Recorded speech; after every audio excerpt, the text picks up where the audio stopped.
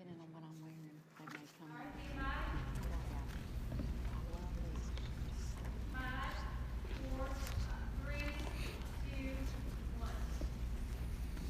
Good evening. I'll call to order the February 15th, 2022 PCCS Board of Directors meeting.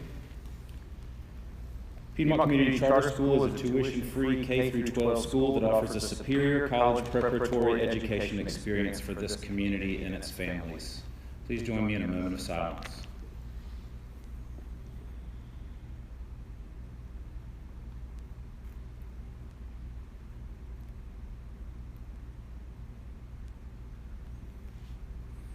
Thank you. Before we move into public comments, we do need to add one item, a discussion of athletic scholarships under 6B, Treasurer and Finance Committee. Do I hear a motion? Make a motion that we move that to under 6B, from 6B. Do we add it? To be added to 6B. I apologize. Second. Motion and a second. All those in favor? Aye. All those opposed? Motion carries. Thank you. Do we have any public comments tonight? No, sir. No. Item 4, awards and recognition. Well, good evening, board members. We do have some exciting news. I would like to congratulate our Piedmont dancers from the high school. They competed in the Scholastic Dance Festival at UNC Greensboro and won 3rd place in hip hop and 4th overall in contemporary, dance team, and jazz. They're pretty amazing.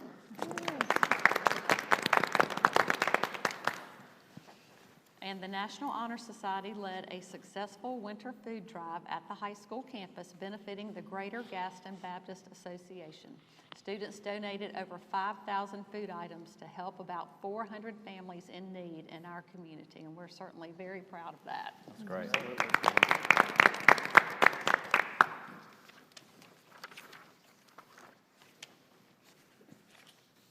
All right, item 5, approval of previous minutes. Did everyone get a chance to look over the minutes? Any questions, comments? It's from the meeting on January 18th. It actually got pushed back. That date will need to be updated. Okay, do I hear a motion? Make a motion to approve the minutes as presented. Second. Motion and a second. All those in favor? Aye. All those opposed? Thank you. All right, item 6, reports. Governance Committee, Ms. Crawford. All righty. So the Governance Committee met on February 1st at the middle school conference room. We discussed editing the dress code, and we've been finalizing the dress code. Discussed the open board seats.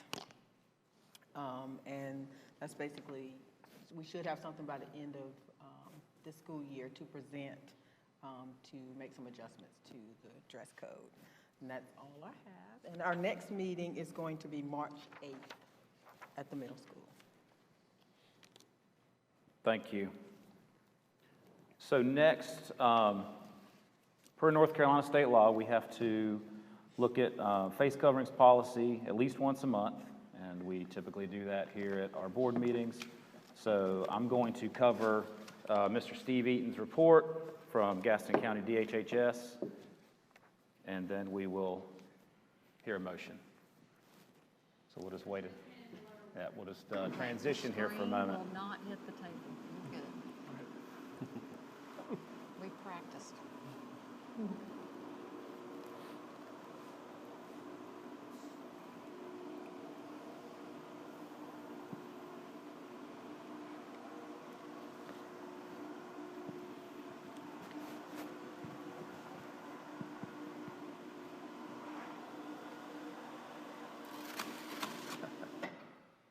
Wow.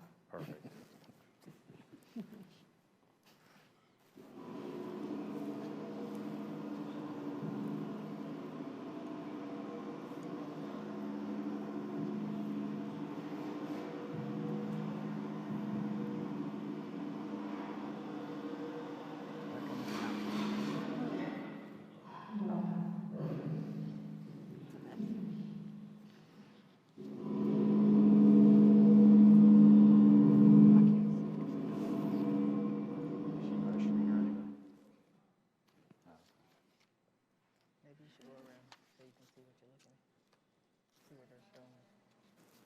sorry, having technical difficulty.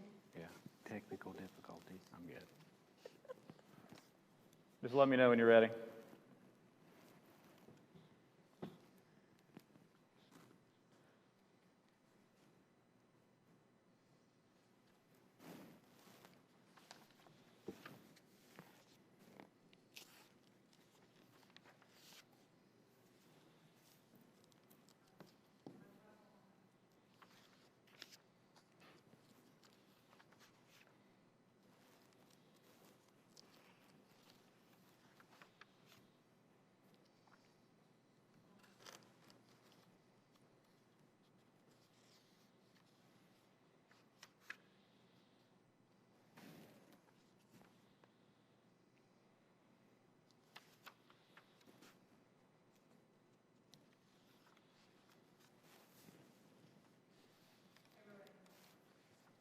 Thank you. All right, for summary of key metrics, we've got the last 2 weeks on here. So trending in the right direction for the top 4 there, and then trending towards the goal. Actually, what is that? That's a goal achieved as far as the decline or steady sustained level of influenza-like illnesses, downward trajectory or sustained leveling of COVID-like syndromic cases over 14 days, downward trajectory or sustained leveling of cases over 14 days, downward trajectory of positive tests as a percentage of total tests over 14 days. So those are all very good indicators. Love seeing it go down. On the last one, trending towards goal but not yet met goal, downward trajectory of hospitalizations over 14 days. On the next slide, the count of emergency room visits with influenza-like illnesses. See that sharp peak there, and then it's come way down and kind of leveled off there. On the next slide, the COVID testing in the emergency room. A lot of these charts start to look the same as far as we just see the Omicron spike there. Next slide, Gaston County cases. Again, the big spike at the end here. Really like seeing that steep downward trajectory, so that's great. Percent of positive tests by county, we're lagging. North Carolina is at 14, I think 0.8, but it's about 10 points below as far as percent of positive tests, and we're looking to catch up soon. Hospitalizations coming down, but not quite as steep a slope as we saw in some of those other charts. Next slide, cases, hospitalizations, and deaths.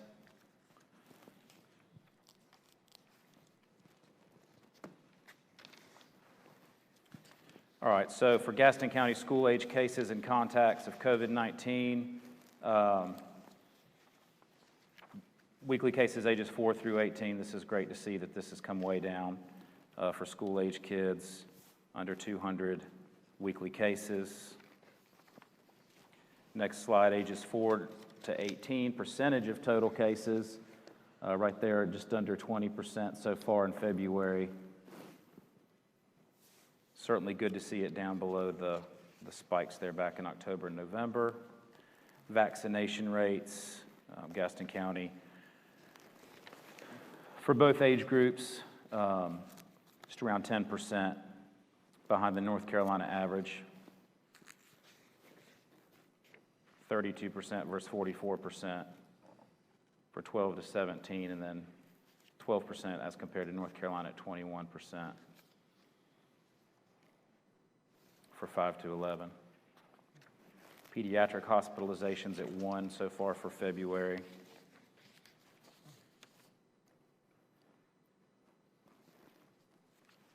And then the 21 to 22 comparison here, daily case count,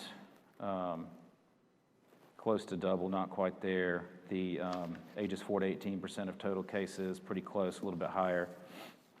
We're at 24.8 versus 20.15 last year for the same time period. And then that hospital count, that daily hospital count is considerably higher at 136 versus 47.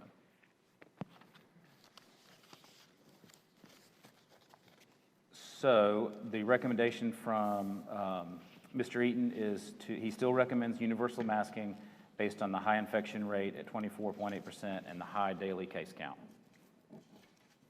And that concludes the COVID-19 update from DHHS.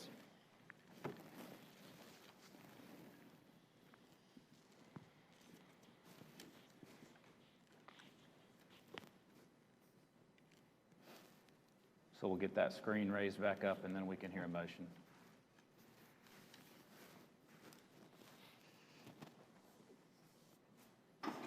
Does anybody have any comments or questions about the information that we just looked at?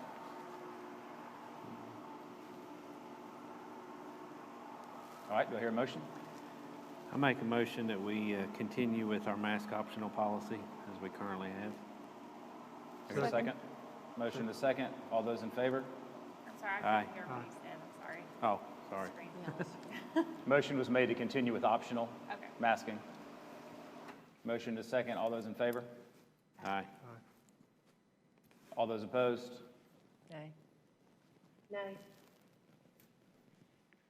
4, 3 opposed. The motion carries. All right. 6B, Treasurer Finance Committee. All right. So we'll start with the budget report. This reflects most of the changes from last month. It shows this one actually shows a surplus of $1,995,378.96. There actually should be a change to that. To line 11, that number needs to go up by $243,290.66 for the soccer lights that we approved last month. It's not included in here. So that will drop our surplus down to $1,752,088.30. And that'll be reflected next month when we see the reports. So if we look at our surplus and cash report, this is as of January 31st. The operating fund had $2,564,521.20. Special funds has $14,804.78. The investment account is down to $2,624,789.27.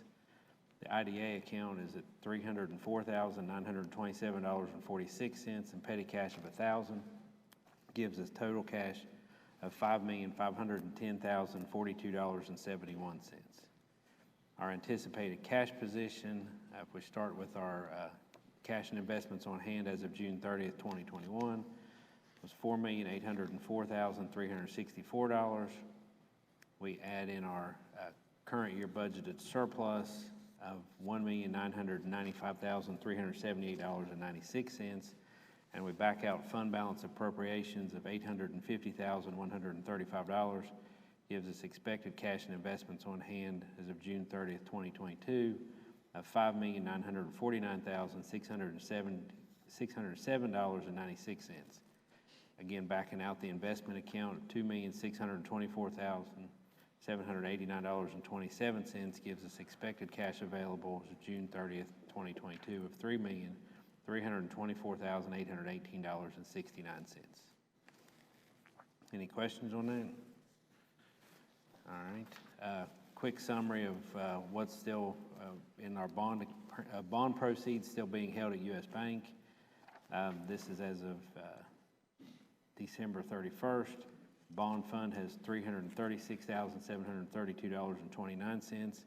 Debt service reserve fund has $1,794,052.59, and the project fund is down to zero. For total bond proceeds held at U.S. Bank of $2,130,784.88. All right. Any questions on those? All right. So the one item that we wanted to add is for some athletic scholarships. And what we're looking at, Mr. Bridges would like to create a scholarship for the outstanding male and female scholar athlete to be awarded to one male and one female senior athlete each year. $1,000 each would be paid directly to their college or university, so it won't go to them, it goes directly to the school. And they're still working on the criteria, so we have to approve that before we can actually implement it. So it's going to be one athlete? It will be one male and one female. That's what I mean, one male and one female Yes. athlete? Yeah, scholar. Well, it's a scholar athlete, so it's going to be based not just on their athletic performance, but also their Academic. academics, yes. That's $1,000 each. So it'll be $2,000 total, and that'll continue each year. So. That's good. I like it. And we're looking to approve that tonight? Yes, Okay. yes. Any other questions or comments? The stipulation, so I know you said they hadn't figured all the requirements yet. Will it be senior only? Yes. Yes. For seniors. Mhm. Okay. What are the categories that we're thinking about for the other stipulations? Do you mind, Mr. Bridges? I can address what we discussed as a committee. We've got 7 people on the committee. We have administration, we have school counselors, also have teachers represented on this. And so we're going to get together, have a meeting, but we want to wait till it's approved. But one of the criteria is that you have to have a 3.0 GPA or higher, unweighted. Also, we have higher expectations about attendance. You can't miss more than 6 days per semester, whereas by state law, you can miss 10. I think that should be leaders in our school. They have to play at least 2 sports in their senior year, and they do have to go to some post-secondary school. It could be trade school, it could be 4-year school, 2-year school. Do not give them the money. We send it directly from our HR department to the institution of their choice of where they attend school. And it should be someone of high character. So we're still working on all the details, but we just stopped due to Ms. Killen saying, let's wait till we get it approved. But I think that it's always been a big part for me to not just have athletic programs, but have scholar athletes. We've got a lot of scholar athlete teams. And I think it's important to recognize, just like we do for academics, kids that balance out their academics and their athletics. I think that should be something that we look at and reward those kids, because in some cases, it motivates the kids to do well in their academics because of athletics. So we're still in the framework part of it, and we're going to have just where we have a meeting and we tweak it. And if we have something in place, we'll revisit every year. We should raise the GPA, or if we should put other stipulations to it. We want to have something where it's got some teeth in it, and it's a prestigious thing for our kids to win at the end of the year. And it would be awarded at the end of the year at the sports banquet. It would be the final awards given out, because to me, I mean, I know it's nice to win, but the most important thing is our kids, you know, and one of the things we put is that they're portrait of a graduate here at Piedmont. So it should be kids that go out and represent our school in a positive way. So that's just something that we're working on right now. It's just the beginning stages. That gives you a little bit of the idea of which way we're looking with it. So it's not an athletic scholarship, it's a scholar athlete. So we got a lot of teams that have above a 3.0 as a team. So we got kids that, you know, it don't have to be the kid that has a 3.9, you know, so it's not going to be necessarily the highest GPA. We're going to consider character, community service, their behavior there at school, you know, so those are kind of things we're looking at. It's not, you know, focused at just whoever has the highest GPA. That's why we're saying 3.0 or greater. Sometimes you can have a kid bust their hind end and got to be average, and they're always under the radar for all the other scholarships. So we want to recognize kids that really work hard, but they might not be in the top 10 of the graduating class. It would be for seniors only. Right. I have just one question. So a lot of the athletes, what if they had a full ride and didn't need the money at the school? Then what would we do in that instance? In that situation, it just, they would get a plaque, and their name would also always be here as the male scholar athlete of the award. No, I mean for the money, the money. The money could be used If they don't towards- need it. If they got a full ride and they don't have to pay for any textbooks or anything, then the money would stay with Piedmont. Oh, If okay. there was not a need there. Okay, gotcha. But they would still not be penalized either. And that would be some of the things that we would consider going in. In other words, there's a guidance person that's gonna be on the committee, so we're gonna know those kids that's got full rights. So we can look at the need, but I don't wanna say it's just people of needs. Right. Because it could be an average income family, and the kid's really doing well and excelled in athletics, and been a positive attitude from the school, and really made B's, but didn't make straight A's, but still a great kid for our school. So it's just gonna be something that we have some guidelines, and that we wanna look at from the standpoint, who's the best fit for this as we consider all things. That's why we've got 7 people on the committee, all from all different, like teachers, administration, guidance, so that we can look at it in a rational way and consider it. There's no application to be filled out. They automatically qualify if they're through those things we just talked about. 3.0 or greater, if they played 2 sports their senior year.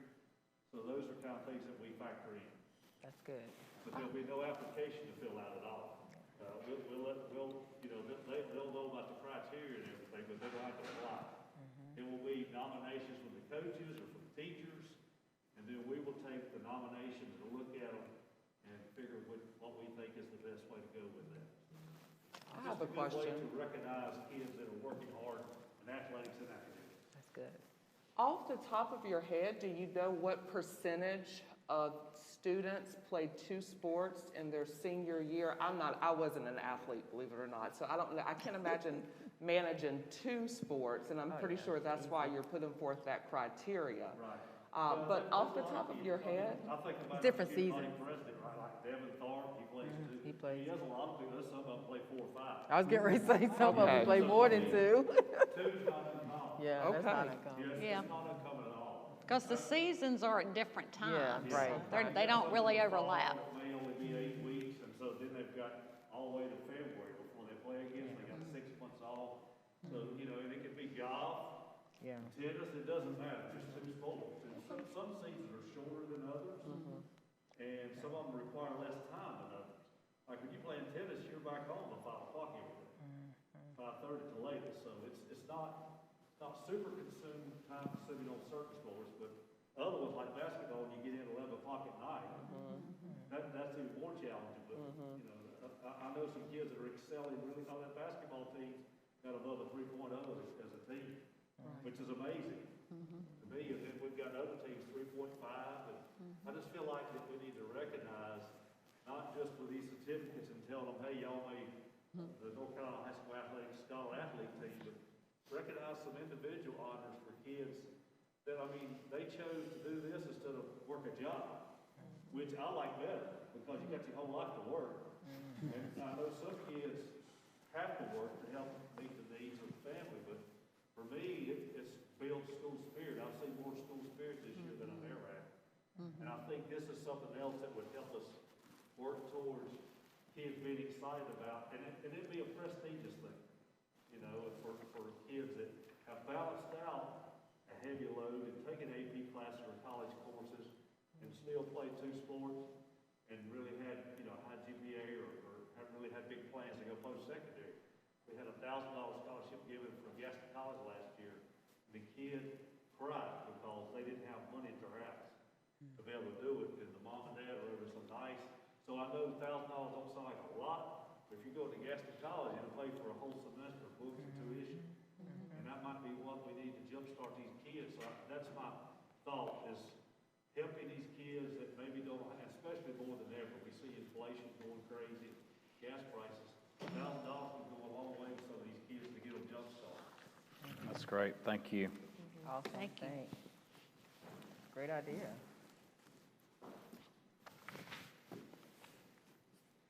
All right, if there are not any more questions or anything, do I hear a motion?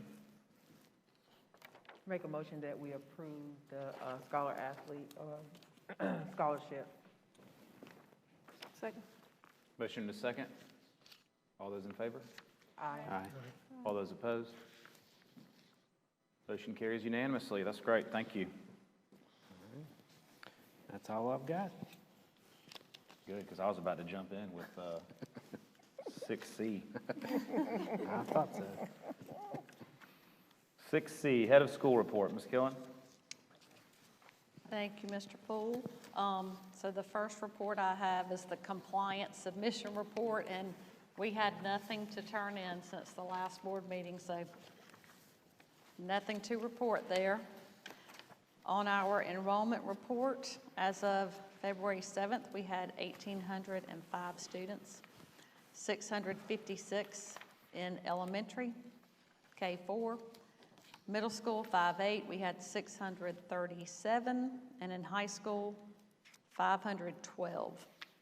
And I also want to tell you about our lottery applications. So the lottery applications went live right after Christmas break, and with just a month and a half in, halfway through, we have, as of today, 942 lottery applications. Wow. So the last day to apply is March 30th, and March 31st will be our lottery that we will live stream.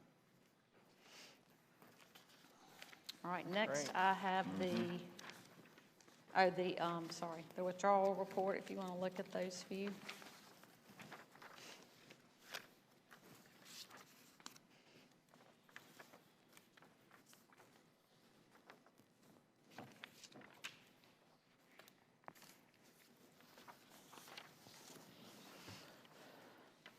Then the next report I have for you is the 2021 Charter School Performance Framework. So for 2020, schools did not get a framework because of COVID. But this performance framework, I think, is very important because it shows, how serious we are at being compliant in all areas. So under operational annual monitoring, our school was compliant in all areas relevant to us. There were 3 areas that were not applicable. And this is something to be very proud of. That's great. A lot of hard work went into that by our staff. And for financial compliance, we have no areas where we are non-compliant. We are compliant. For academic outcomes, that's not reported because of COVID. But next year, I believe it will be.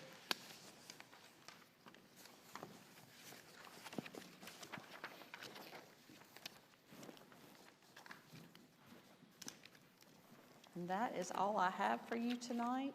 Our next board meeting is March 15th, and we are very excited that we are having prom on April 29th at the barn at Sandcastle Farm. I think everybody's looking forward to that. Where is that? I looked it up, it's gorgeous. Is it Dallas? Is it Dallas? I can't Dallas. remember. It's in Dallas. It's in Dallas. It's beautiful. Google it. Yeah, I was going to have to look it up. Is March 15th a Tuesday? Yes.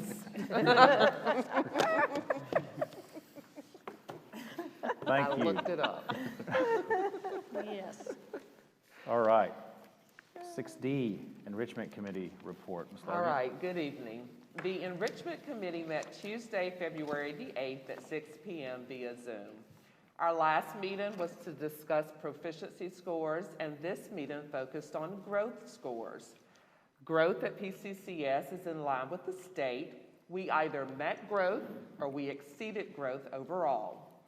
Interventions are put into place if we are not meeting growth. With a more stable school year, keeping classrooms full and keeping students in the classroom, PCCS is going back to what we know works inside the classroom. So that's why proficiency scores and growth scores are up. We also discussed social activity and clubs. They're back on at PCCS. There are 5 active clubs at the middle school, 14 active clubs at the high school.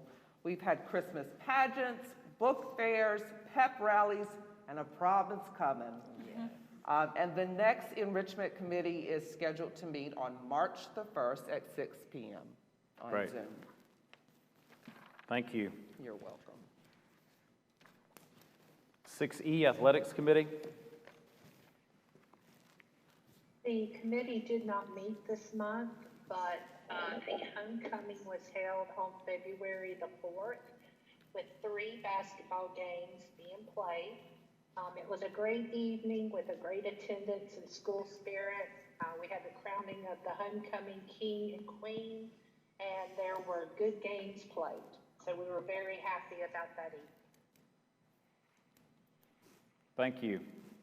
If I could make one comment, I have just been so thrilled to see that the middle school basketball games are just full of school spirit. It is like nothing I have ever seen before. So it's really exciting. We've got a lot of parents that are happy their kids are playing and they're there cheering them on. So it's really a lot of fun. That's great. Item 6F, Facilities Committee Report. Ms. Malden? Thank you.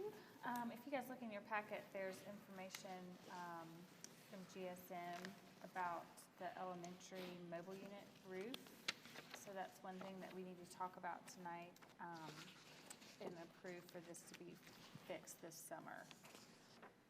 So if you kind of flip through, I think it's page 3, it starts with pictures of issues. I think, you know, we've done several patches here and there over the years, and it's just time for this to be taken care of. You can see on page 4 too, some of the issues.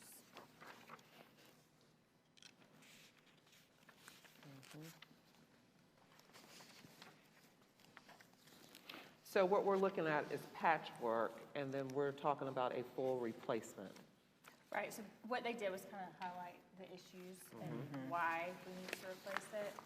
It's kind of obvious. Yeah.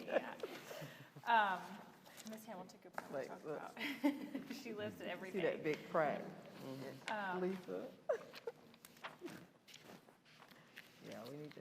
Yeah, so then if you look on page 6 too, part of, you know, we have a long relationship with GSM, and they kind of, you know, I'm sure you guys have heard about long lead times and things like that with different construction materials and things like that. So they've kind of given us a couple options about if we approve it and purchase the material now, then they'll store it for us until the summer when the work can be done, which could potentially save us, you know, from price escalations and things like that. So that's kind of why we're approving it tonight, for the work to be done this summer.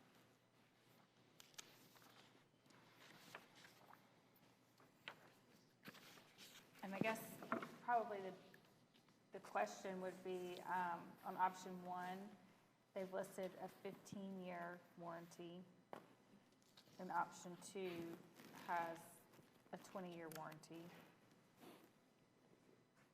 It's not that $4,000. many years difference, but Ms. Killen, do you have any thoughts about that unit and its life? Well, I mean, we know that's one of the last things on our facilities list is to build a permanent, like 8 classrooms there.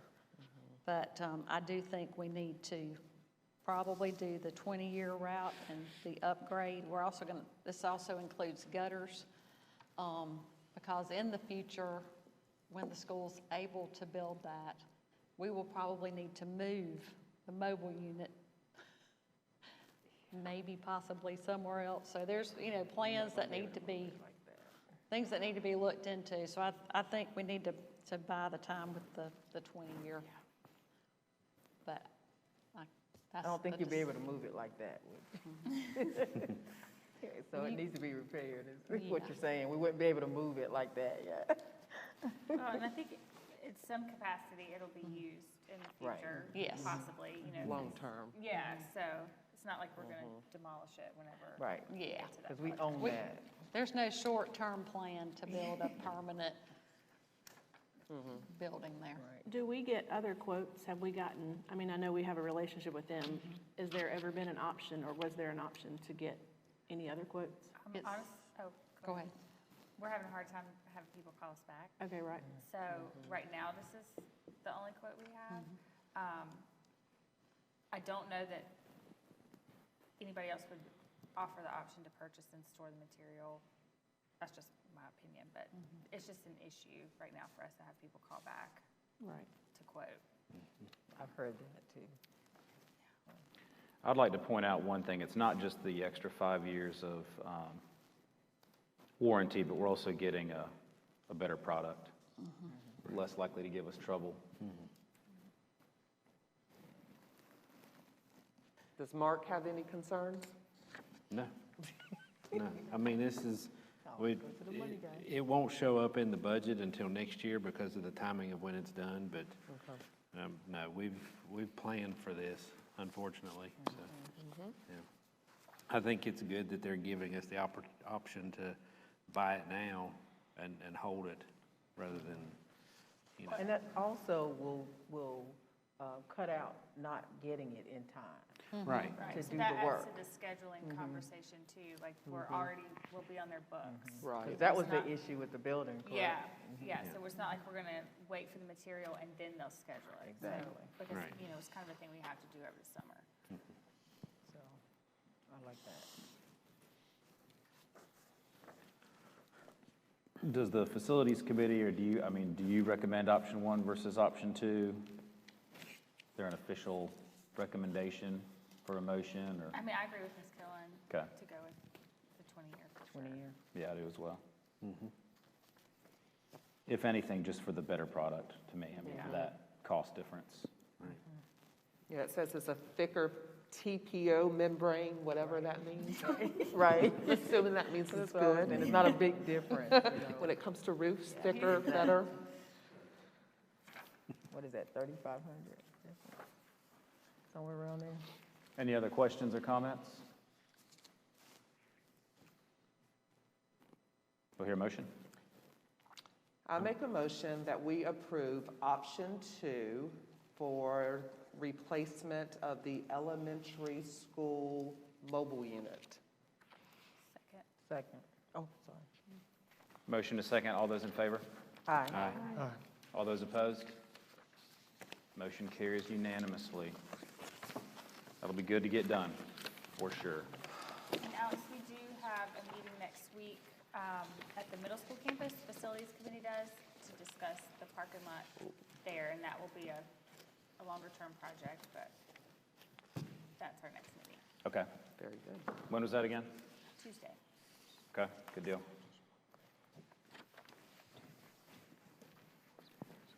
Do we have any other new business? All right, well, I have some new business. I have the exciting honor to recognize Ms. Killen for 20 years of faithful service to PCCS. We have some guests.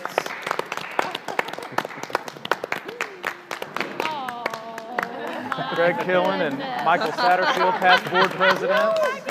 Ms. Killen's children.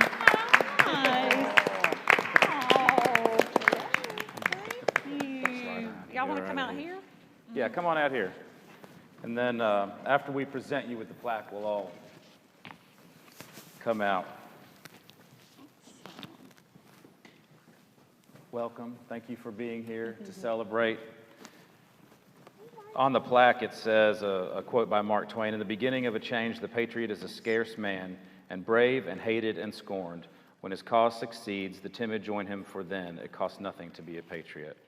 And that definitely, we've seen you exemplify that time and time again. Thank you so much for your service to the school. Sorry, I don't know. I don't do this a lot. So. But it's been a joy in the hard times and in the good times to serve with you. And I thank you very much. It's not a show up at 8 and leave at 5 kind of a job. It's a lifestyle, and we appreciate it. And I'm sure that you all know even more how it affects her. But we appreciate your service. Michael? Yes. Well, I just want to say that it's been a joy to be a part of Piedmont over the last maybe 6 or 7 years. And I don't know if everybody knows the whole story with Jennifer Killen. I guess you started as a teacher's assistant, Substitute teacher. substitute teacher, and then became a teacher. And then through dedication and hard work, became an assistant principal and a principal. and eventually was named head of school. And I don't know a lot about those earlier years, but I know that when you took over as head of school, that the school really took off. And I wrote down a few things. You know, the first thing you did was assemble a really excellent team. You know, Mr. Bridges and Holly White and Sheila Richards and Mr. Benfield and Kayla and Ms. Hufsteller, of course, and Mr. Ballard now. And it's really been an amazing group. And, you know, in the first few years that Jennifer took over, Piedmont's overall school rating jumped 10 points on a 100-point scale. She was constantly, the high school became academically the best open enrollment high school in the county, and the elementary and middle school rose into the top 5 and stayed there. This is a big deal. Student attrition was cut in half. Student enrollment increased year over year, and the wait list tripled under your leadership. Ms. Killen has also led initiatives to support and improve teachers' ability to teach, including raising wages and increasing employee benefits, advocating and supplying technologies that support learning, providing evidence-based teacher training, solve facility issues that impacted comfort and safety, provided new infrastructure and increased learning opportunities, upgraded security systems to keep our kids safer, and updated curricula to reflect the very best standards. All of these things sort of on top of a sort of normal job managing people and those kind of things.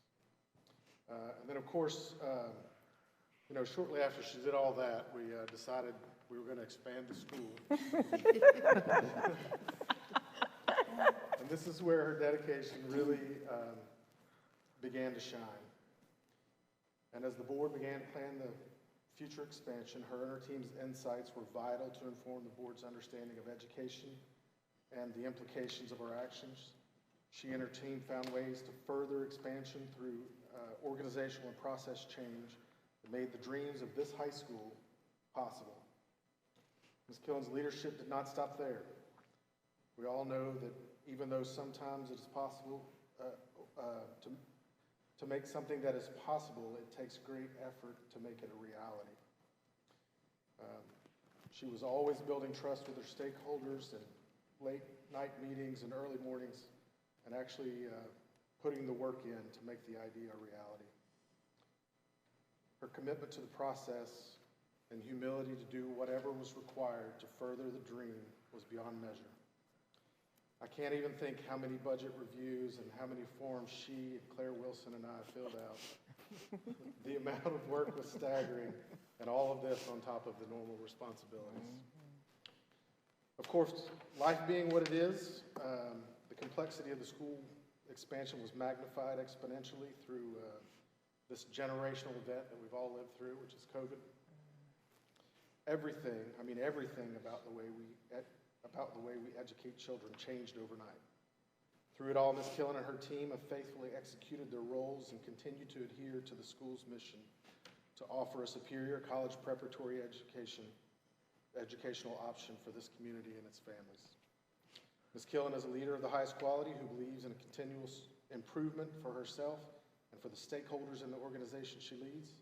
Her commitment to the students, teachers, staff, and the parents of Piedmont is evidence in success of the school. Jennifer, thank you for serving this school and our community as a whole. We're excited to dream about what might be achieved with your continued leadership. Thank you. Wow, thank you.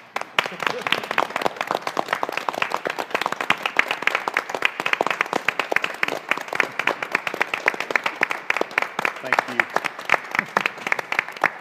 Yes. So, Michael talked about some of the specific things and the journey that Jennifer took from being a teacher assistant to the position that she holds now. So I won't repeat those, but I would like to say that if you ask Jennifer to describe herself and her leadership style, she would call herself a servant leader. She has a deep faith in the Lord, and every day she wakes up and thinks about how she's going to help people. And she wants to serve people. She wants to make this school and this community the best it can be. She is an inspiration to many, many people, including me, and I couldn't be more proud of her.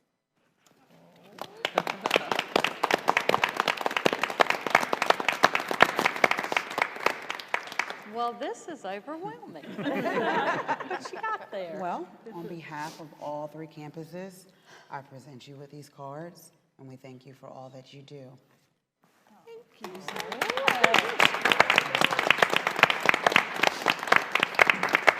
Wow, some work's been going on behind my back. Thank you. This is awesome. I can't wait to read them.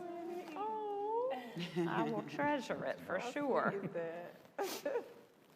Well, thank you all so much. I had no idea that this was going on. Oh, messages from all the staff. Thank y'all so much. Well, this school is the joy of my life. I have absolutely loved every minute of being here. And when I drive up in the parking lot, I want to be here every day. There's never been a day I didn't want to be here. I just love everybody. We've got such an amazing administrative team and amazing teachers. In every aspect of the school, our employees truly care. They are dedicated. They work hard. And I could not be happier to come to work every day with all of them. So thank you so much. This means a lot.